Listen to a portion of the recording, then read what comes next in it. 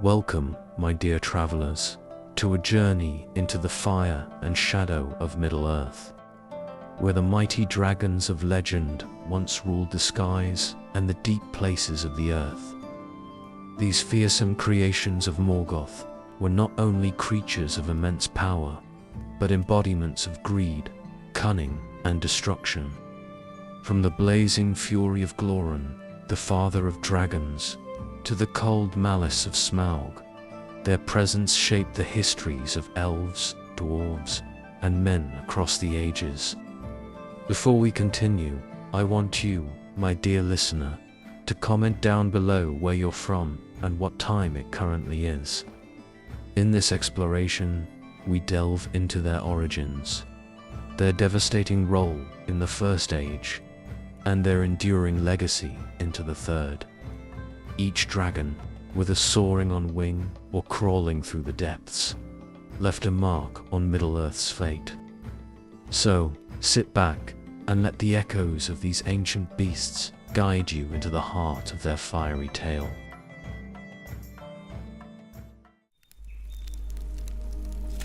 Long before the fires of war engulfed Middle-earth, when the world was still young, Morgoth, the first Dark Lord, sought to bend all creation to his will.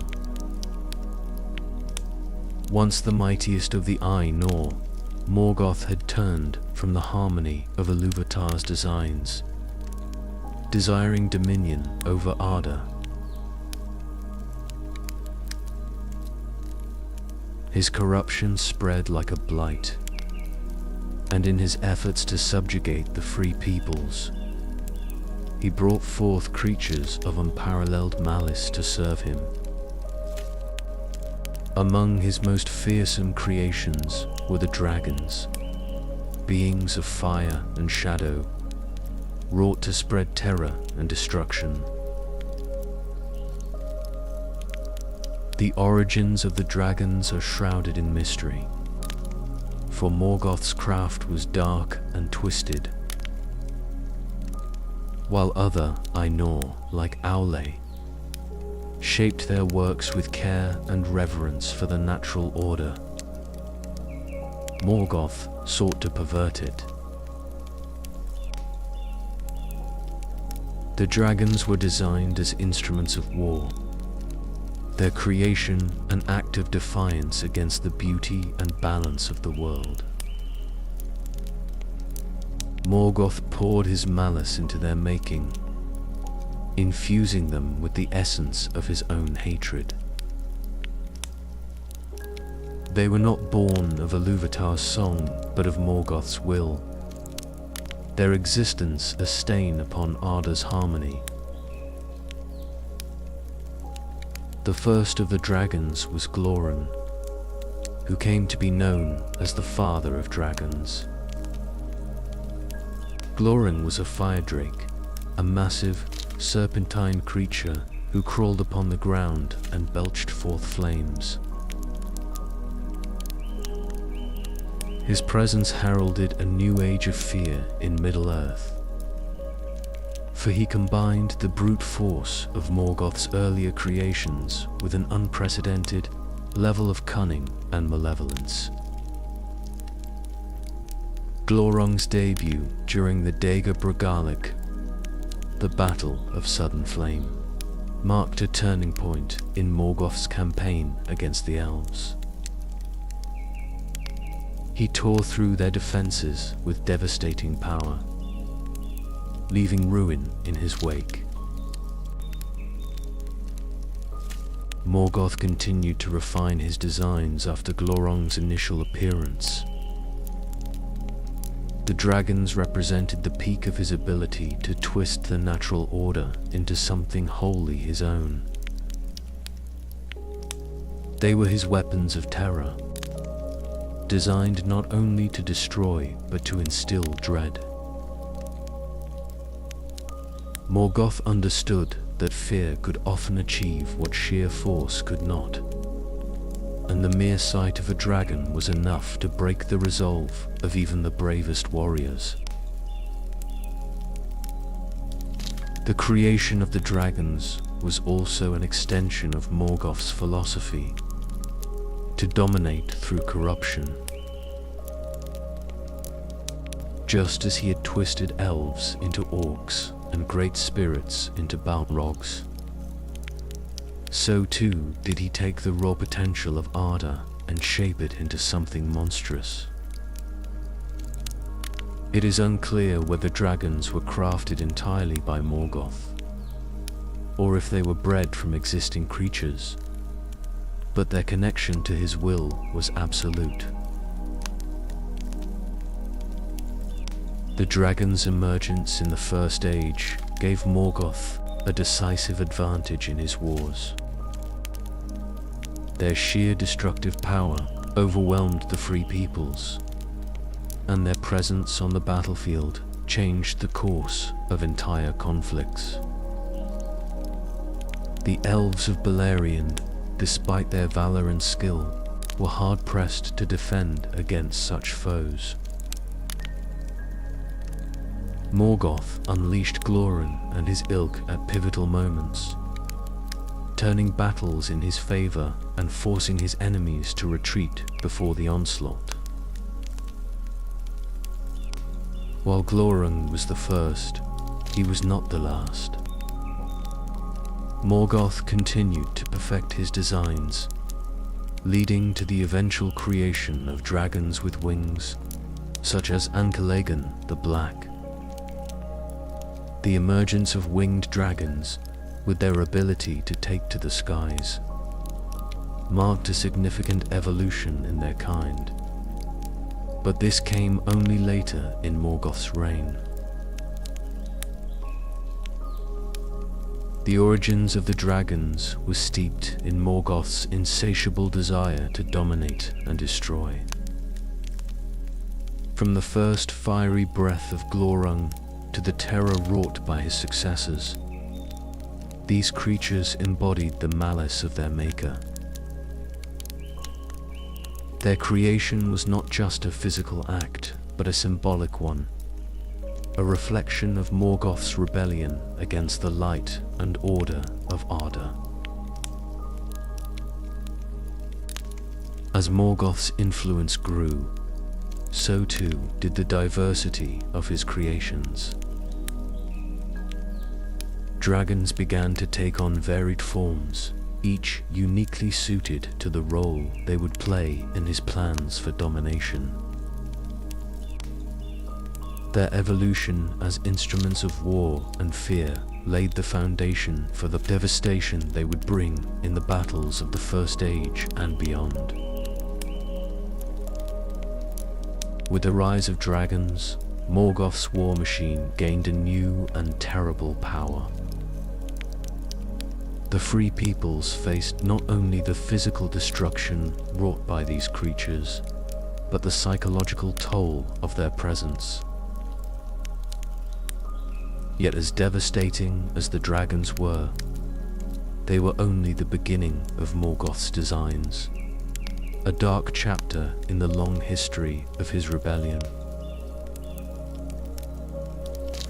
As Morgoth refined his dark craft, the dragons he created began to take on distinct forms, each designed to fulfill specific roles in his war against the Free Peoples of Middle-earth.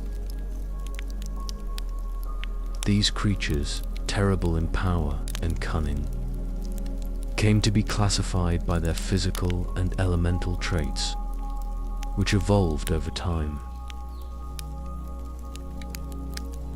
From the earliest fire drakes to the winged dragons of the later First Age, each type brought its own brand of destruction to the battlefield, spreading fear and chaos wherever they roamed.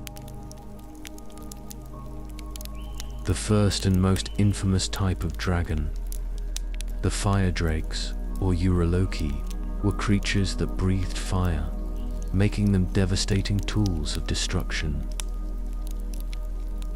These dragons did not possess wings in their earliest forms, instead slithering and crawling across the earth like massive serpents, Glorung, the father of dragons, was the foremost example of a fire drake. His ability to unleash torrents of flame was matched by his immense size and strength, enabling him to destroy fortresses and armies with ease. Glorung set the standard for what fire drakes could achieve. Not only raw physical power, but also psychological warfare, as the destruction they wrought often left survivors demoralized and broken. The term Uruloki specifically refers to fire-breathing dragons, and though Glorung himself was wingless, later fire drakes were capable of flight. These later dragons combined the fiery devastation of their kind with the tactical advantage of the skies, marking a significant evolution in Morgoth's designs. Unlike their fiery counterparts, cold drakes lacked the ability to breathe fire. Instead, they relied solely on their immense physical strength, their thick, armored hides, and their natural ferocity to overpower their enemies. Though they were considered less devastating than fire drakes in terms of raw, destructive capability, cold drakes were no less fearsome in battle. Cold drakes became particularly prominent in the Second and Third Ages, long after Morgoth's defeat.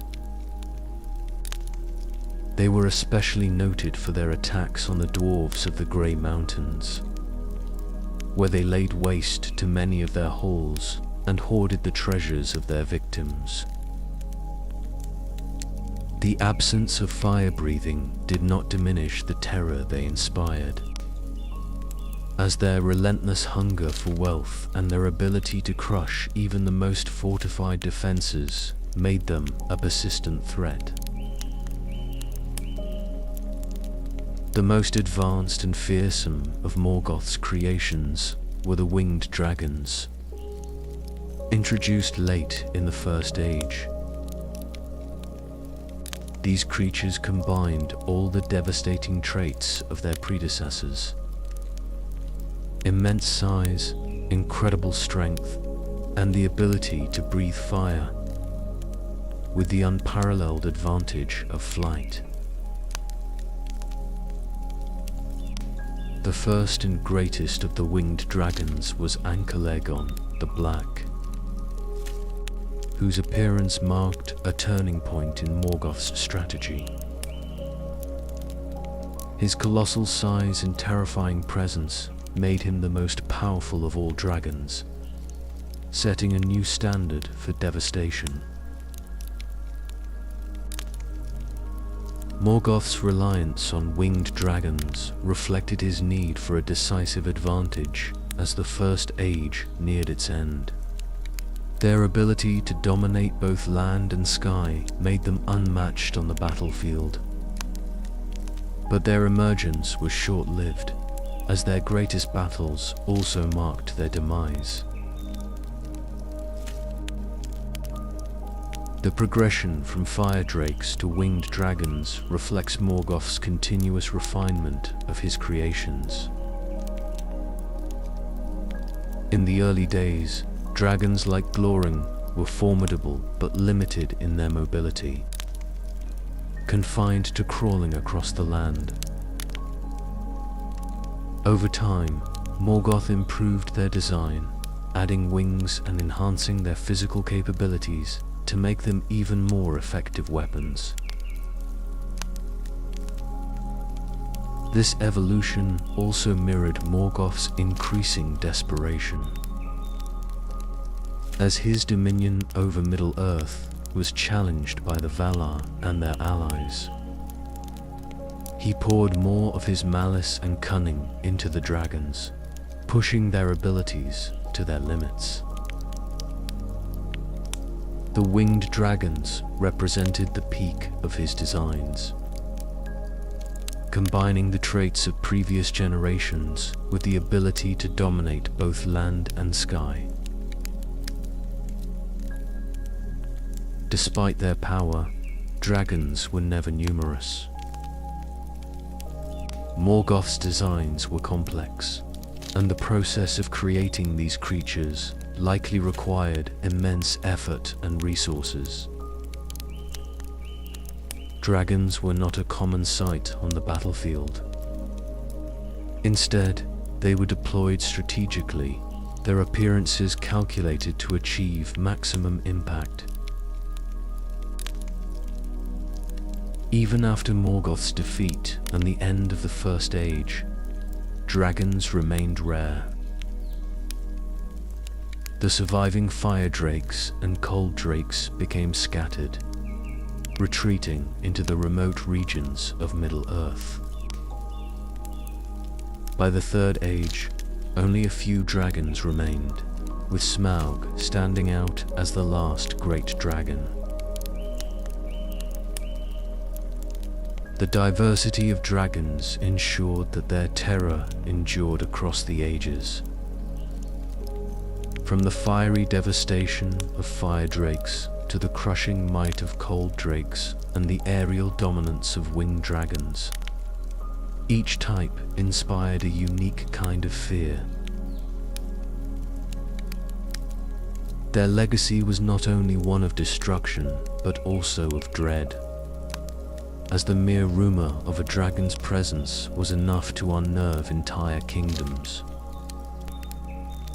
The knowledge that these creatures could strike from above, below, or within fortified strongholds left an indelible mark on the histories of elves, men, and dwarves. The variety among Morgoth's dragons reflected his relentless pursuit of perfection, with each type playing a crucial role in his war against the Free Peoples. From the lumbering power of fire drakes to the airborne menace of winged dragons, their influence shaped the history of the First Age.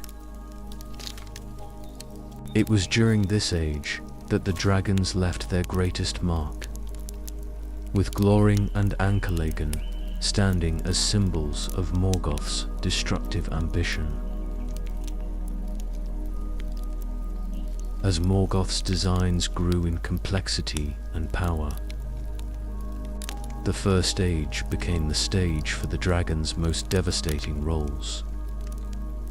Introduced as instruments of terror and destruction, these creatures reshaped the course of history with their immense strength and cunning. While Glorung, the father of dragons, first emerged as Morgoth's harbinger of ruin, it was the later arrival of Ankerlagen the Black that marked the peak of their might. Together, these creatures left an indelible mark on the First Age, embodying the malice and ambition of their creator. The debut of dragons in the wars of the First Age began with Glorung, a creature of fire and dread. Crafted by Morgoth in the depths of Angband, Glorung was the first of his kind, a fire drake of immense size and power. His serpentine form and ability to unleash devastating flames set him apart from any other being in Middle-earth. But it was his mind, keen, manipulative, and utterly malicious, that made him truly fearsome. Glorung first emerged during the Dago Brigaloch, the Battle of Sudden Flame. This battle, one of the great turning points of the First Age, saw Morgoth unleash rivers of fire and his deadliest forces upon the free peoples of Beleriand. Glorung leading the charge, shattered elven fortifications and scattered their armies. His presence alone enough to break the resolve of even the bravest warriors. He did not simply destroy, he sowed despair, and his fiery path left ruins where once stood great cities and fortresses. While his physical might was unparalleled, Glorung's true weapon was his intelligence. He was more than a beast. He was a strategist, capable of exploiting the weaknesses of his enemies. This was most evident in his encounter with Turin Turambar, one of the greatest tragic figures of the First Age. Glorung used his cunning to manipulate Turin, bending the hero's will and leading him to unknowingly bring ruin upon his family. This manipulation was not born of brute force, but of psychological domination, a reflection of Morgoth's influence. Glorung's attack on Nargothrond, the hidden stronghold of Finrod Felagund, remains one of his most devastating campaigns.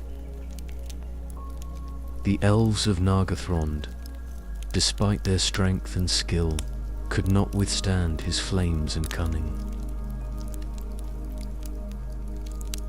Glorung destroyed the city, reduced its people to despair, and claimed its treasures for himself. His conquest of Nargothrond demonstrated the dragon's role as both destroyers and symbols of Morgoth's corrupting power. Glorung's death came at the hands of Turin, who pierced the dragon's belly with a black sword forged by Eol, the Dark Elf. Even in death, Glorung's malice lingered. His final words revealed Turin's unwitting crimes against his family, driving the hero to despair. With his demise, the First Age lost its first and greatest fire drake. But the devastation he wrought remained a stark reminder of Morgoth's power. While Glorung embodied Morgoth's initial success in creating dragons, and Calagon, the Black, represented the pinnacle of his designs. Introduced during the War of Wrath, Calagon was the first and mightiest of the winged dragons, a creature of unimaginable size and destructive power. The War of Wrath was the final conflict of the First Age, in which the Valar and their allies came to Middle-earth to confront Morgoth directly. Faced with this overwhelming force, Morgoth unleashed his most terrible creations in a desperate bid to turn the tide. The appearance of Ancalagon and the other winged dragons marked a turning point in the war, as these airborne terrors brought devastation on an unprecedented scale. Calagon was described as being so immense that his shadow alone spread terror across the battlefield. His ability to rain fire from above gave Morgoth's forces a decisive advantage, allowing them to strike from both the land and the sky.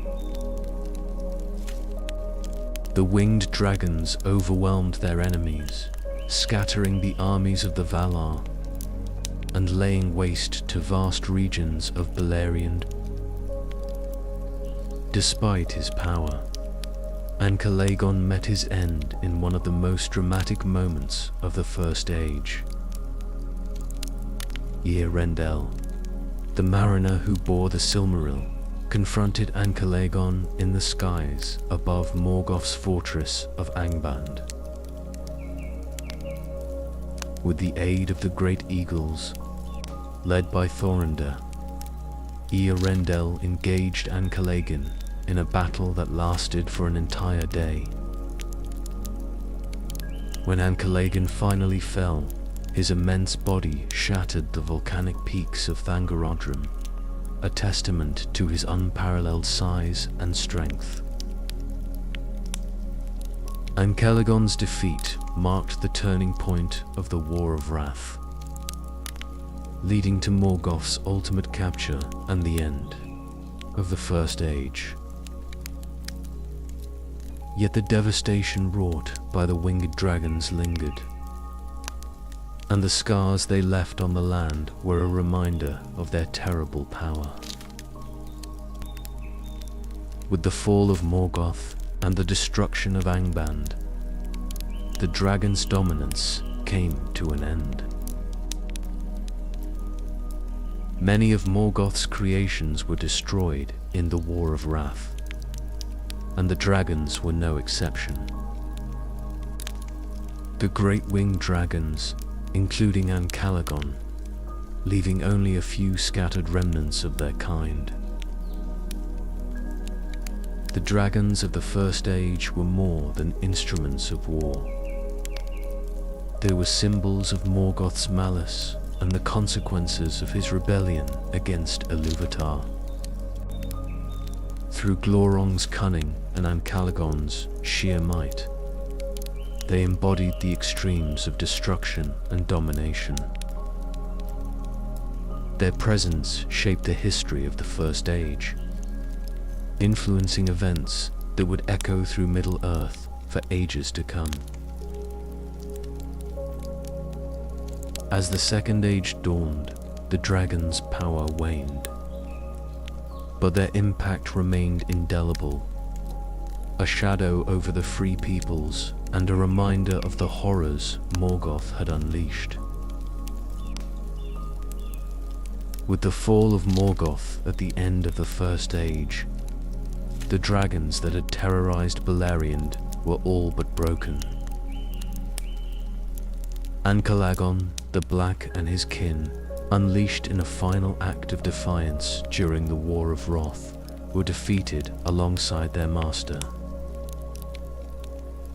The cataclysmic battles left most of Morgoth's monstrous creations destroyed, but a handful of dragons survived, retreating into the farthest reaches of Middle-earth.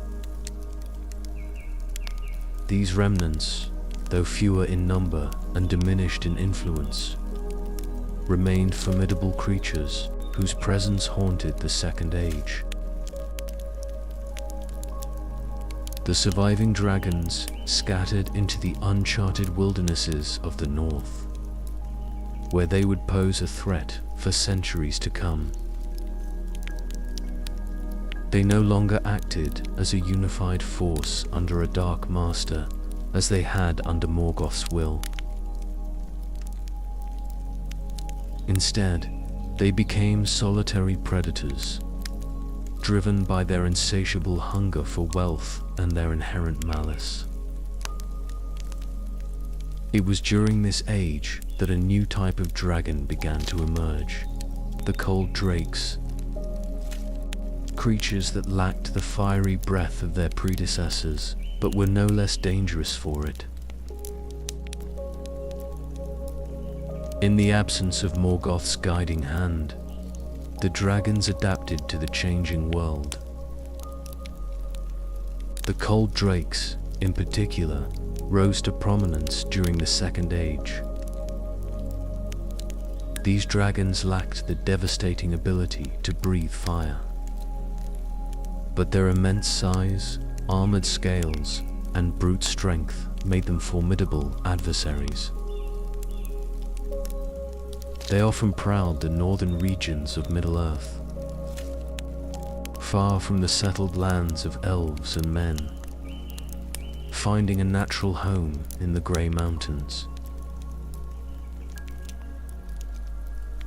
It was here, in the cold and rugged expanses of the Grey Mountains, that the cold drakes began to prey upon the dwarves. The dwarves, known for their mastery of stonecraft and their unyielding spirit, had long been the stewards of great wealth, hoarding treasures mined from the depths of their halls. The lure of gold and mithril, along with the promise of vast cavernous spaces to claim as their own, drew the dragons to the dwarves' strongholds.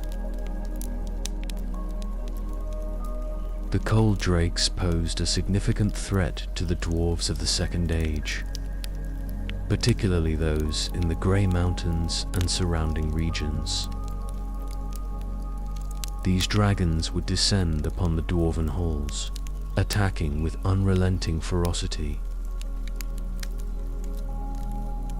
Their hardened scales rendered them nearly impervious to the axes and hammers of the dwarves, while their strength allowed them to tear through stone fortifications with ease.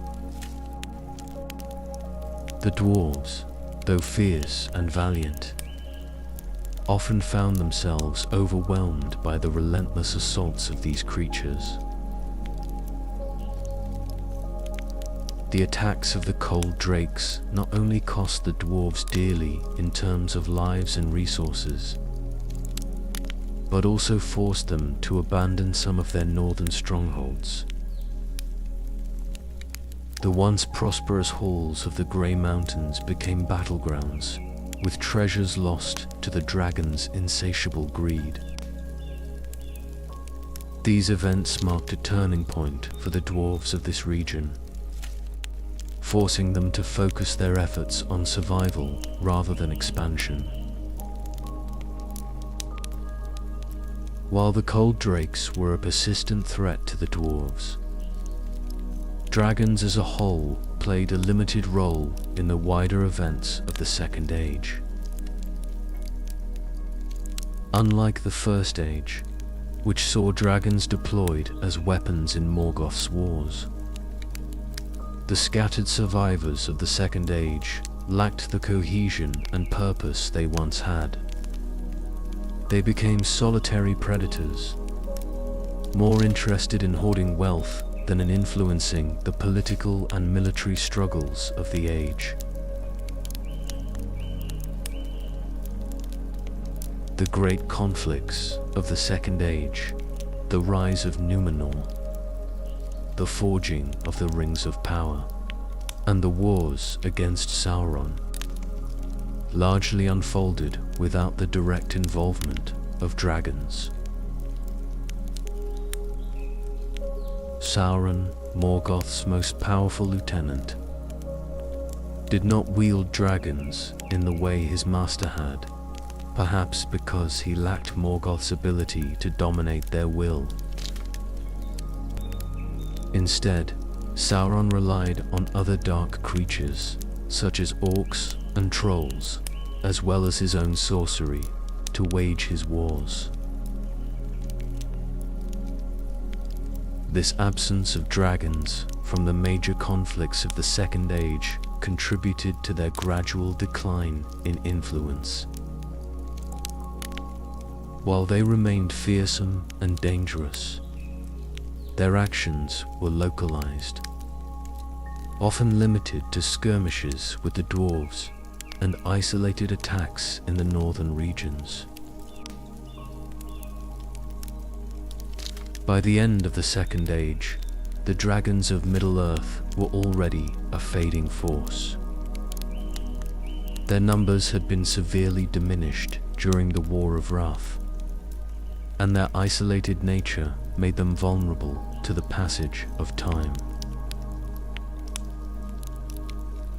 Unlike the elves, who could endure the ages, or the dwarves, who thrived in their strongholds, dragons relied on their strength and cunning to survive.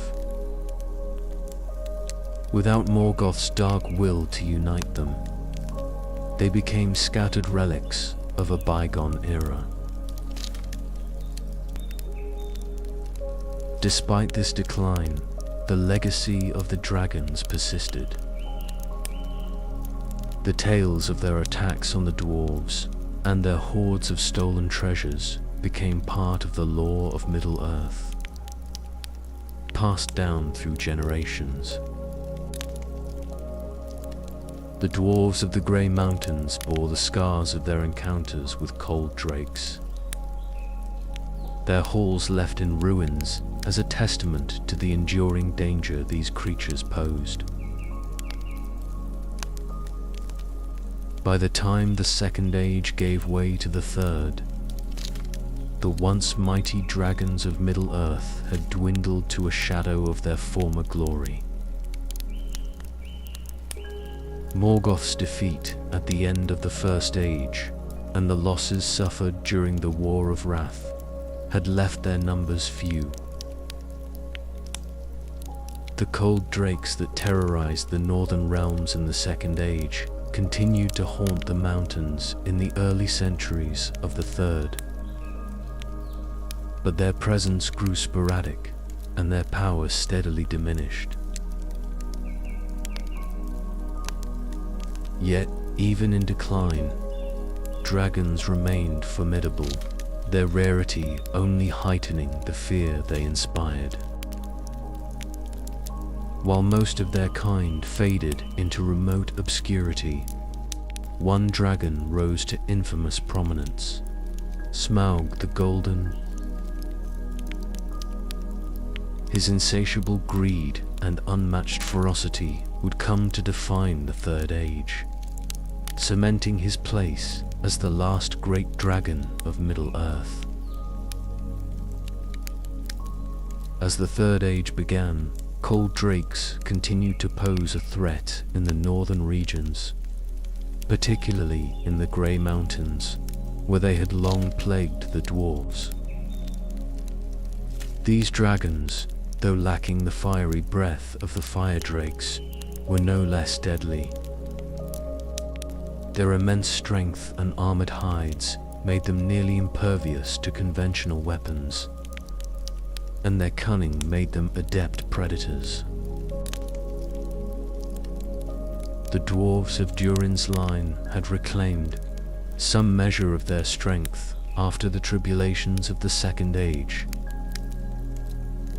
settled in their halls within the Grey Mountains. They prospered for a time, mining the wealth of the earth and building their fortunes anew. However, the presence of cold drakes in the region brought relentless challenges. The dragons' raids were devastating, not only for the treasures they plundered, but for the lives and halls lost in the process. The attacks reached a peak in the early Third Age, culminating in fierce battles between the dwarves and the cold drakes. The conflict was costly, forcing the dwarves to abandon many of their once prosperous strongholds in the Grey Mountains. Driven from their homes, many dwarves scattered across Middle-earth. Some sought refuge in Araba, the Lonely Mountain, while others migrated to more secure locations, such as the Iron Hills. These events marked the beginning of the dragon's retreat from prominence. The cold drakes, though victorious in their raids, became increasingly isolated, their numbers too few to maintain their dominance. By the mid-Third Age, their appearances became rare, and their threat diminished, paving the way for the rise of a singular dragon who would eclipse them all.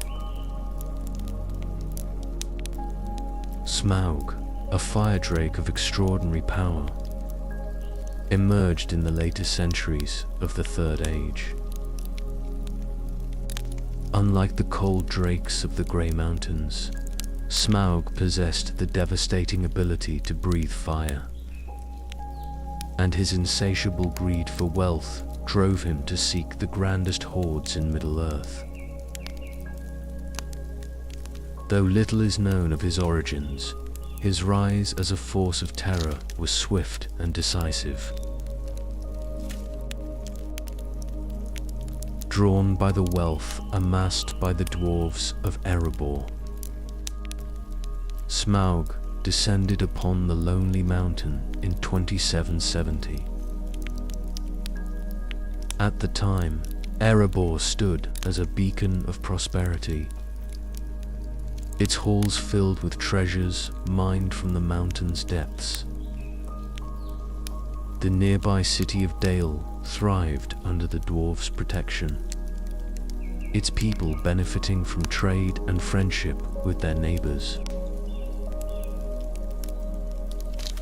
Smaug's attack was sudden and overwhelming. With his fiery breath and immense strength, he laid waste to Dale, reducing the city to ash. The dwarves of Erebor, despite their resilience, were unprepared for such an assault. Smaug tore through the mountain's defenses, slaughtering those who stood against him and driving the survivors into exile. Within hours, the once thriving kingdom of Erebor had fallen. Smaug claimed a lonely mountain as his own, turning its vast halls into his lair. There, he sprawled atop the immense hoard of gold, jewels, and mithril that the dwarves had spent centuries accumulating.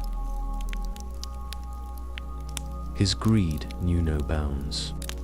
He jealously guarded his stolen treasure, ensuring that no one approached without facing his wrath. Smaug's presence in Erebor cast a long shadow over the surrounding lands. The once prosperous region became desolate, its people scattered, and its cities abandoned. The dwarves of Durin's line, now exiles, wandered Middle-earth, seeking refuge and dreaming of reclaiming their home. Thorin Oakenshield, the heir to Erebor, carried the weight of this loss, vowing to one day avenge his people and restore their kingdom. Smaug's reign over Erebor had consequences that extended far beyond the lonely mountain. His presence disrupted trade and prosperity throughout the region, leaving the lands around Dale impoverished and vulnerable. His reputation as a fearsome and cunning creature grew, spreading fear across Middle-earth. In The Hobbit, Smaug's role as a central antagonist showcases his immense power and the danger he posed to even the bravest adventurers. Bilbo Baggins, chosen by Gandalf to aid Thorin and his company in reclaiming Erebor, experienced Smaug's wrath firsthand. Smaug also held symbolic significance in Tolkien's narrative. As a creature consumed by greed and driven by an unquenchable lust for gold, he represented the corrupting influence of wealth and power. His destruction of Erebor and Dale stood as a testament to the consequences of unchecked avarice, a theme that resonated throughout Tolkien's work. Smaug's death came at the hands of Bard the Bowman, a descendant of the Lords of Dale. In 2941 of the Third Age, Thorin and his company succeeded in reaching Erebor, drawing Smaug's attention. Enraged by the intrusion, Smaug unleashed his fury upon Lake Town, the human settlement on the Long Lake. As Smaug descended upon the town, spreading fire and destruction, Bard took up a great black arrow, his family's heirloom, and loosed it into the sky. Guided by the knowledge of a vulnerable spot in Smaug's underbelly, a flaw in his otherwise impenetrable armor, Bard's arrow struck true. The dragon fell from the sky, his fiery body crashing into the lake, extinguishing his life in a final burst of fury. The death of Smaug marked the end of the great dragons of Middle-earth. With his fall, the last vestige of Morgoth's terrible creations was extinguished. Yet Smaug's demise also brought renewal. The dwarves of Durin's line reclaimed Erebor, Bard restored the kingdom of Dale, and the region began to heal from centuries of desolation. With the death of Smaug and the reclaiming of Erebor in the Third Age, the last great dragon of Middle-earth passed into legend. Though their fiery breath and devastating presence no longer haunted the free peoples, the memory of dragons lingered, woven into the fabric of Middle-earth's history and culture. These creatures, crafted by Morgoth in the early days of the First Age, left behind a legacy far greater than their physical forms. A legacy of fear, caution, and symbolic meaning that shaped the world long after their extinction. Dragons in Tolkien's legendarium are not merely creatures of physical power. They embody greed and corruption in their most destructive forms. Morgoth designed them as instruments of domination, but their behavior also reflected the flaws of their creator. Just as Morgoth sought to hoard and control the light of the Two Trees and the Silmarils, so too did dragons hoard treasures, driven by an insatiable hunger for wealth that extended beyond need or reason. The dragon's greed was more than a physical compulsion. It was a symbol of moral corruption. Their hoards, vast and glittering, became prisons for their avarice, locking them into an endless cycle of possession and paranoia. Smaug's obsession with the treasures of Erebor, for example, mirrored Morgoth's fixation on the Silmarils, showing how greed could consume even the mightiest of beings. This symbolic connection between dragons and greed is evident in the stories of those who encountered them.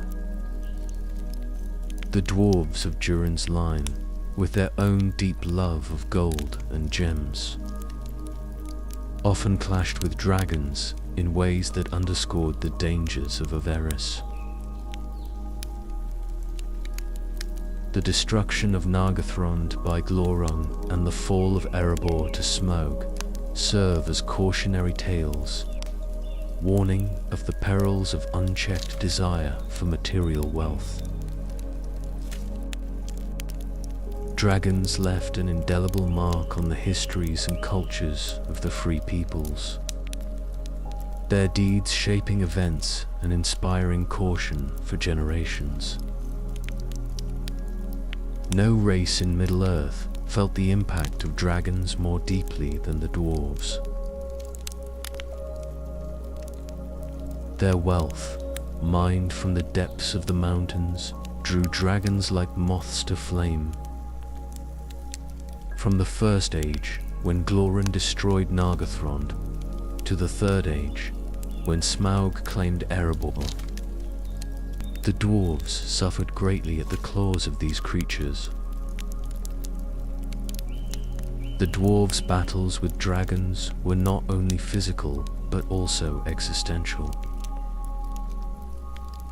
Their love for crafting beautiful things, gold, mithril, and gemstones, was part of their very nature, instilled in them by their maker, Aule.